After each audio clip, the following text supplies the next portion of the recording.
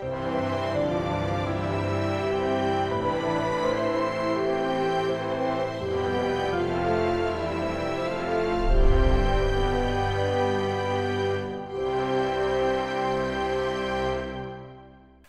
살자라는 제목으로 말씀 연회를 나누겠습니다. 우리가 예수님을 믿었으면 이제는 믿음으로 살아야 됩니다. 예수님을 믿었으면 무언가 달라야 됩니다. 우리의 사는 삶의 방식이 달라야 됩니다. 우리 주변에는 러시아에서 온 노동자들이 많습니다. 그들 중에 많은 사람들이 이슬람입니다. 이슬람은 돼지고기를 먹지 않습니다. 그뿐 아니라 이들은 하루 5번씩 기도를 합니다. 그들은 이곳에 모스크도 없지만은 이 규정을 아주 철저하게 지켜서 사는 것을 우리는 종종 봅니다. 그렇게 함으로써 종교적인 규례를 행함으로 자기들은 자기들의 신 알라를 믿는다는 표시를 보이고 있습니다. 우리 기독교는 어떻습니까? 기독교는 참으로 자유롭습니다. 어떤 규정을 정해놓고 뭐 이렇게 해야 된다 저렇게 해야 된다 그 규정을 철저하게 지켜서 살지 않습니다. 세상에 나가서 살 때 십자가 목걸이를 걸지 않고 차에 물고기표를 붙여놓지 않으면 저 사람이 예수 믿는지 안 믿는지 알 수가 없는 경우가 많습니다. 그런데 내가 진짜 예수님을 믿는다는 표시가 무엇입니까? 오늘 이 말씀을 중심으로 3가지를 같이 살펴보고 은혜를 나누겠습니다. 첫 번째, 예수 이름의 권세를 사용하십시오. 한번 따라해 주시기 바랍니다. 예수 이름의 권세를 사용하자. 믿음으로 산다는 것은 다른 것이 아닙니다. 예수님의 권세를 알고 그 권세를 믿고 예수 이름의 권세를 사용하는 것이 믿음으로 사는 것입니다. 나는 기독교인입니다 하는 것은 내 프로필을 이력서에다가 적어놓는 것, 그것이 예수님을 믿는 것이 아닙니다. 예수님을 믿었으면 예수 이름의 권세가 있다는 것을 알아야 됩니다. 그리고 그 권세를 사용해야 됩니다. 예수님의 이름의 권세를 사용하고 믿고 사용하는 그것이 예수님을 믿고 사는 것입니다. 예수 이름의 권세는 직분자들에게 주신 특권이 아닙니다. 신앙이 오래된 자들만이 누리는 특권도 아닙니다. 교회가 부여하는 권세도 아닙니다. 누구든지 예수님을 믿기만 하면 주님께서 이런 권세를 주신다고 말씀을 하셨습니다. 17절입니다.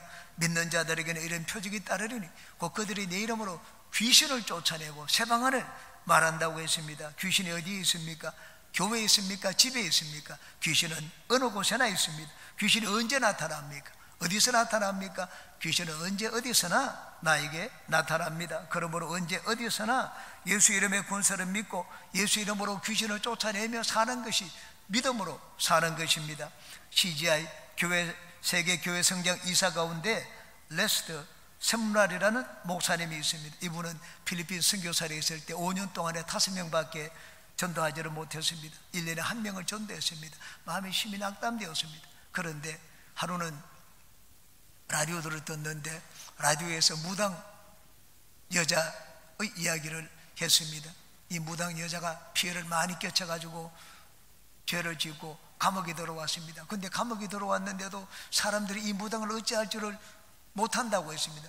그 목에다가 목걸이에다 저주를 걸어놓았기 때문에 그 여자에게 손을 대면은 뭐 만지는 사람이 죽기도 하고 꼬꾸라지는 그런 일들이 생겨나서 이 광폭한 난폭한 여자를 손을 대지 못한다는 말을 라디오에서 들었습니다.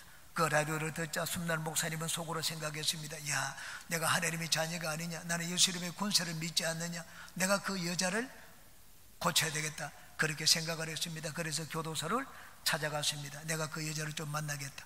뭐 교도소에서는 말렸습니다. 당신 잘못하다 그 여자 만나면 죽는다.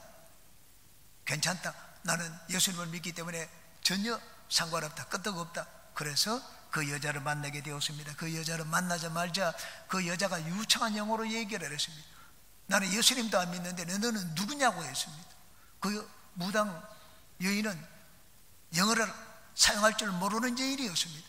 그런데 영어를 사용할 줄 모르는데 이 섬난 목사님을 보자 유창한 영어로 그렇게 얘기를 했습니다.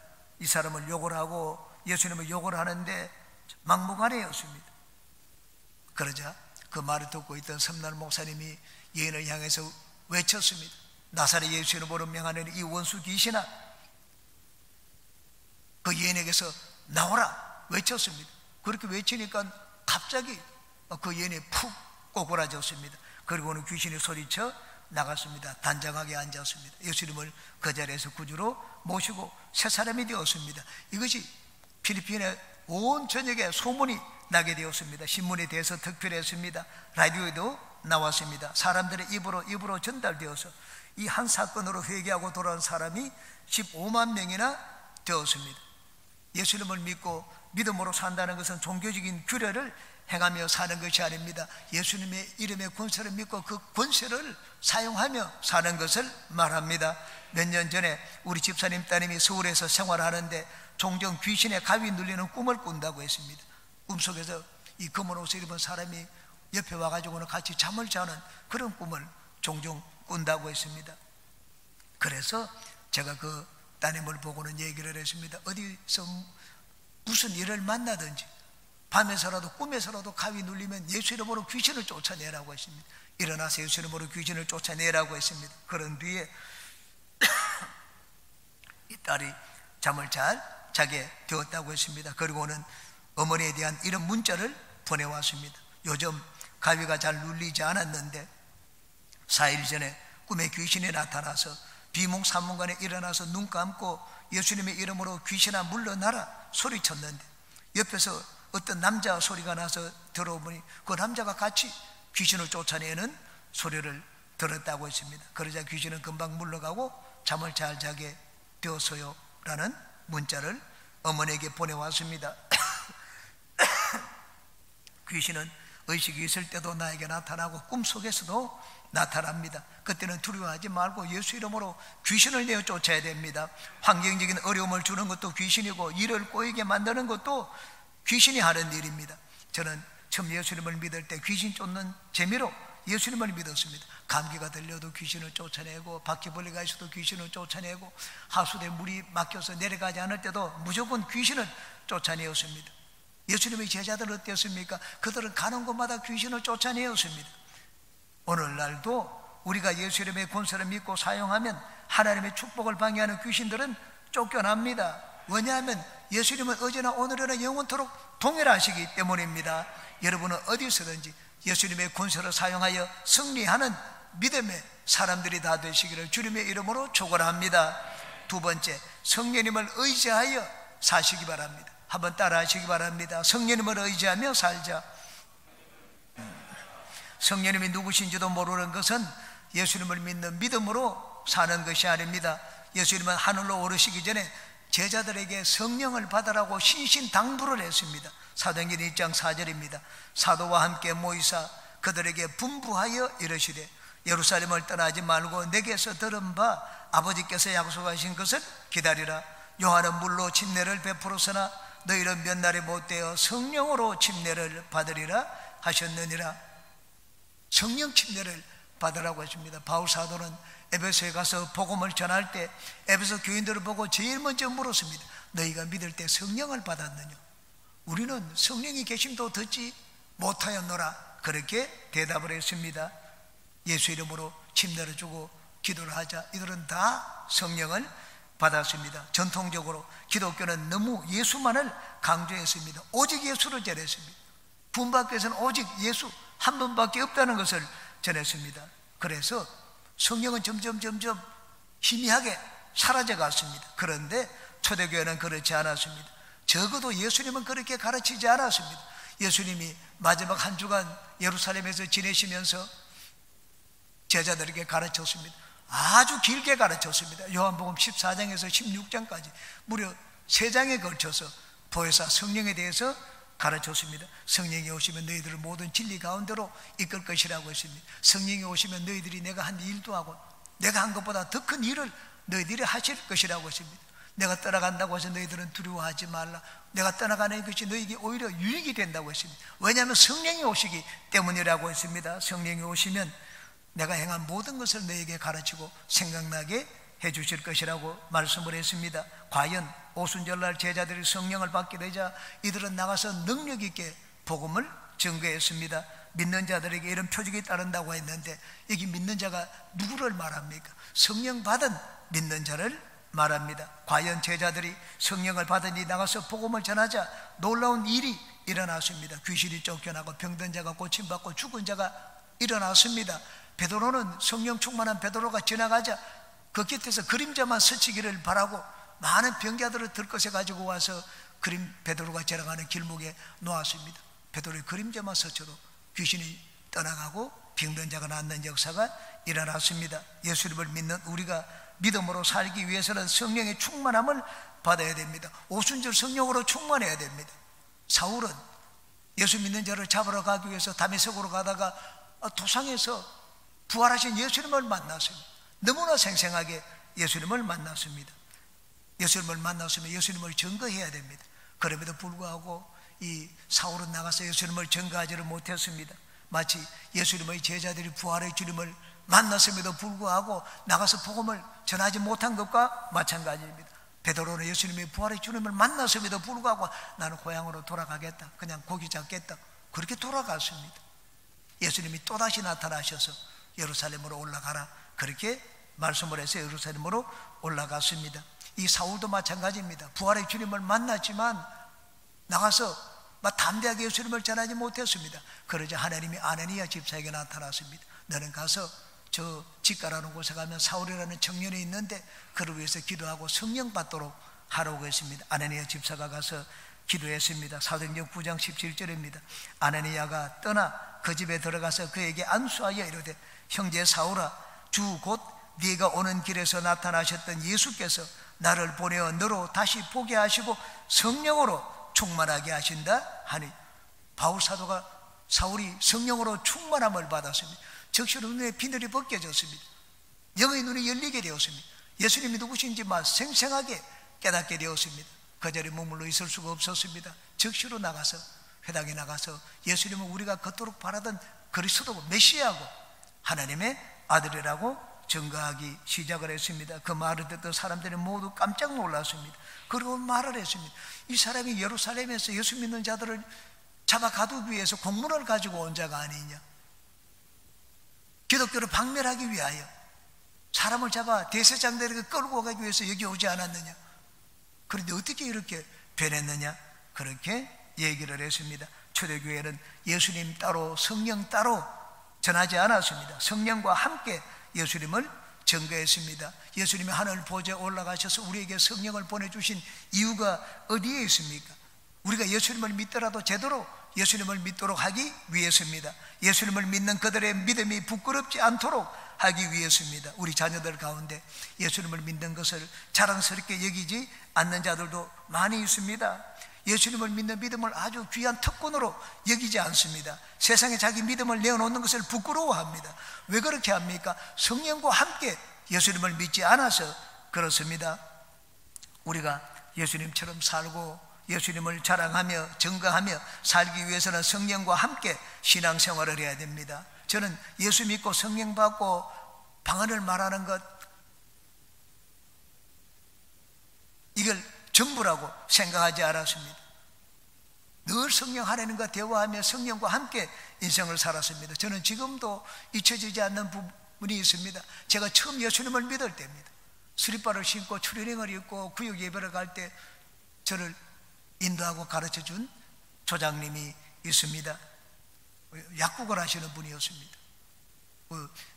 구역 예배를 드릴 때 1시간 일찍 오라고 했습니다. 저는 1시간 일찍 가가지고 그분 앞에서 신앙에 대해서 모르는 것을 종이에 적어놨다가 물어봤습니다. 성경을 읽다가 모르는 거 물어보고, 모르는 것이 너무 많았기 때문에 물어보면 야, 이제 갓 교회 나온 자가 이렇게 알고자 하는구나 막 기특하게 생각했던지 처음에는 잘 가르쳐 주었습니다. 어느 날 제가 한 종이를 가지고 가는데 질문이 한 20여 가지가 있었습니다. 앞뒤로 빽빽하게. 그걸 탁 보더니만은 저한테 얘기를 했습니다. 임 선생님, 이제는 저한테 묻지 말고 성령님께 여쭤보십시오. 성령님은 다 가르쳐 주십니다. 처음엔 좀 마음이 섭섭했습니다.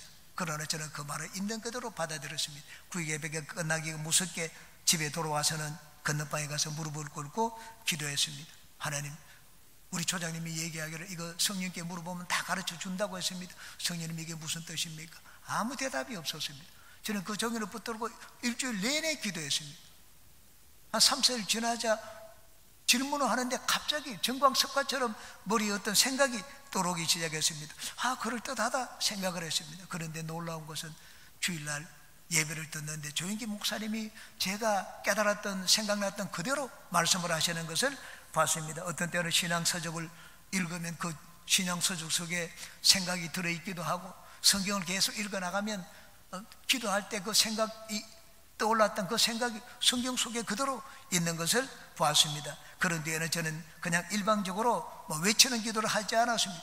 항상 성령께 묻는 기도를 했습니다. 나중에는 길을 갈 때도 성령과 대화를 나누는 그러한 경지에까지 도달하게 되었습니다. 우리가 믿음으로 살기 위해서는 성령님과 함께 예수님을 믿고 성령님과 함께 신앙생활을 해야 됩니다. 여러분 모두는 언제 어디서나 성령으로 충만하여 성령과 함께 예수님을 믿고 예수님을 증거하는 삶을 사시기를 주님의 이름으로 축원합니다.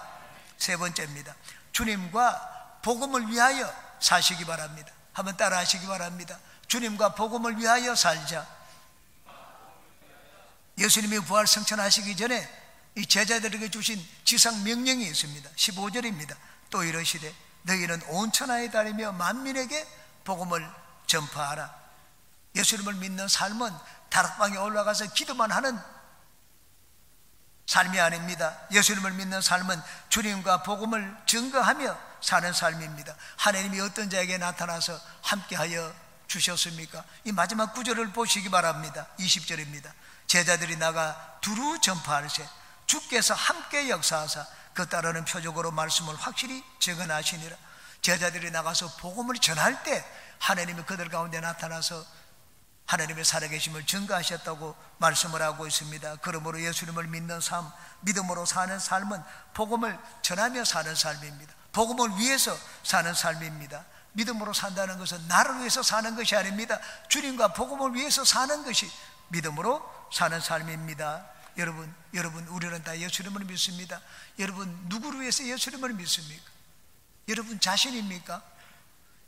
나를 위해서 믿는 것은 진짜 믿음으로 사는 삶이 아닙니다. 처음에는 다 나를 위해서 예수님을 믿기 시작합니다. 저도 그렇게 시작을 했습니다. 저는 대학 교사가 되는 꿈을 가졌습니다. 예수님을 믿기만 하면 나는 대학 교사가 될 수 있다, 꿈에 부풀었습니다. 그래서 열심히 예수님을 믿었습니다. 저는 열심히 예수님을 믿고 막 일주일에 10번씩 예배를 드렸지만 주님을 위해서 예배를 드리지 않았습니다. 나를 위해서, 내가 성공하고 잘 되기 위해서 예수님을 믿었습니다. 바울 사도는 고백을 했습니다. 나는 사나 죽으나 주님의 것이다. 나는 그러므로 살아도 주님을 위하여 살고 죽어도 주님을 위하여 죽는다고 했습니다. 바울 사도는 주님과 복음을 위하여 살았습니다. 복음의 빚진 자이기 때문입니다. 자기를 살려준 것이 복음이라는 것을 알았습니다. 복음은 이런 자도 살리고 저런 자도 살리고 깨끗한 자도 살리고 더러운 자도 살리고 자기와 같이 죄를 지은 자, 마땅히 죽을 죄를 지은 자도 살린다는 것을 알았습니다. 그래서 땅끝까지 이 주님의 생명의 복음을 전하기 위하여 목숨을 바쳤습니다. 주님과 복음을 위하여 사는 삶이 예수님을 믿는 삶입니다. 우리는 누구든지 다 처음에는 나를 위하여 예수님을 믿습니다. 저는 대학 교수 꿈을 이루기 위해서 예수님을 믿었습니다. 예수님을 믿다가 보니 욕심이 점점 커졌습니다. 부자도 되고 싶었습니다. 세상에 성공하고 싶었습니다. 내 이름을 온 세계에 알리는 아주 위대한 학자가 되고 싶었습니다. 마치 홍수를 마치고 난 다음에 사람들이 신할 평지에 모여가지고 바벨론 탑을 쌓고 난 다음에 우리 이름을 세상에 내자, 그렇게 말한 것처럼 나도 내 이름을 세상에 내자, 그런 마음으로 열심히 예수님을 믿었습니다. 그런데 하나님은 저를 높여주시지 않고 저를 낮추셨습니다. 높아지기는 그냥 한없이 저는 낮아졌습니다. 나중에는 넉마를 끌고 수레를 줍고 살더라도 저는 주님과 복음을 위하여 살면 그보다 더 큰 기쁨이 없겠습니다. 그런 고백을 하게 하셨습니다. 세상에 높은 자리에 앉는 것보다 교회 문지기로 있는 것이 더 행복합니다. 나는 교회 수위가 되겠습니다. 그래서 저는 학교 교사를 그만두고 교회 수위를 되고자 했습니다. 그것이 더 행복이라고 생각했기 때문입니다. 주님과 복음을 위해서라면 어디든지 가서 목숨을 바치겠다는 마음을 주셨습니다. 하나님은 예수님을 믿고 예수님 그 덕분으로 내가 좀 높아지고 잘 되고자 하는 그런 마음을 가지고 있던 저를 낮아지는 길을 고백하고 그 길을 가도록 만드셨습니다. 하나님은 나를 위하여 사는 인생이 아니라 주님과 복음을 위하여 살도록 지금까지 인도하셨습니다. 믿음으로 산다는 것은 과연 어떻게 사는 것을 말합니까? 그것은 내 욕구를 더 채우는 삶이 아닙니다. 나를 버리는 삶입니다. 더 많이 갖고자 하는 삶이 아닙니다. 내 것을 나누고 그냥 베푸는 삶입니다. 세상에 있는 것들로 살아가는 삶이 아니라 세상을 미워하고 세상을 버리는 삶입니다. 이 땅의 것을 바라보고 사는 삶이 아니라 하늘을 소망하며 사는 삶이 믿음의 삶입니다. 여러분의 신앙은 지금 어느 수준에 와 있습니까? 어느 위치에 있습니까? 누구를 위하여 여러분은 신앙생활을 하고 있습니까? 여러분이 예수님을 믿는 이유와 목적이 무엇입니까? 여러분 마음속에 가장 소중하게 여기는 것이 무엇입니까? 여러분은 지금 누구에게 인정을 받기 위해서 살고 있습니까? 믿음으로 산다는 것은 하나님의 인정을 구하며 사는 삶입니다. 바울 사도는 그리스도 안에서 발견되기 위해서 모든 것을 다 버렸습니다. 율법에 매달려 있는 자 하나님이 찾지 않습니다. 너 지금 어디 있느냐? 하나님은 우리를 찾을 때 내가 그리스도 안에 있는지 없는지 그것을 보십니다. 하나님은 그리스도 안에 있는 자를 찾고 그를 불러서 일을 맡기십니다. 바울 사도는 그것을 깨달았습니다. 그리스도 안에 있기 위해서 다른 모든 것들을 전부 다 배설물처럼 버렸습니다. 내 마음속에 가장 큰 비중을 차지하는 것이 무엇입니까? 여러분 마음속에 가장 소중히 여기는 것이 무엇입니까? 여러분 물질입니까? 세상의 지위입니까? 내 이름을 내는 것입니까? 가정입니까? 여러분이 죽을 때 그것들은 여러분이 가지고 가지 못하는 것들입니다. 진짜 소중한 것은 내가 죽어도 내가 영원히 나와 같이 있는 것입니다.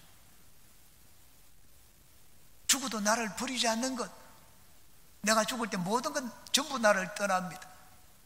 사랑하는 가까이 있는 아내와 남편도 나를 떠납니다. 죽을 때 나를 떠나지 않는 것, 영원히 나와 같이 있는 것, 그것이 진짜 가치 있고 소중한 것입니다. 주님과 복음이 바로 그것입니다. 그러므로 우리는 주님과 복음을 위하여 살아야 됩니다. 그것이 바로 믿음으로 사는 삶입니다. 지금은 하늘나라 가셨지만 이전에 세계무역센터 부총재로 계셨던 이돈 박사님의 간증을 들었습니다. 새벽 예배 때 여러분 우리 교회 모든 성도들이 다 그분의 간증을 들었습니다. 남가주, 미국의 남가주에서 대학 교수직을 맡고 있었습니다. 그런데 평소에 늘 선교사로, 평신도 선교사로 나가고자 하는 꿈을 가지고 있었습니다. 아내와 상의했습니다. 우리가 지금 나가서 선교사로 사역을 하지 않으면 언제 우리가 사역할 기회가 있겠는가? 더 늦어지면 우리는 못한다. 교수직을 버렸습니다. 가족과 함께 멕시코로 가서 오주로 갔습니다. 거기는 전기가 들어오지 않습니다. 물도 나오지 않습니다. 그런 곳에 가서 이분이 선교사로 일을 했습니다. 그 뒤에 세계무역센터에서 텍스가 날아왔습니다. 와서 일을 해달라고 했습니다. 그래서 세계무역센터 부총재가 되었습니다. 뉴욕으로 이사를 갔습니다. 우리가 주님을 위해서 우리 집을 바치기로 했는데 이때 아니면 언제 바치겠는가? 탈북자들이 있는데 그들이 있을 곳이 없다는 말을 듣고 탈북자들이 있을 농장, 피난처를 위해서, 탈북자들이 있을 농장을 위해서 자기 집을 내놓았습니다.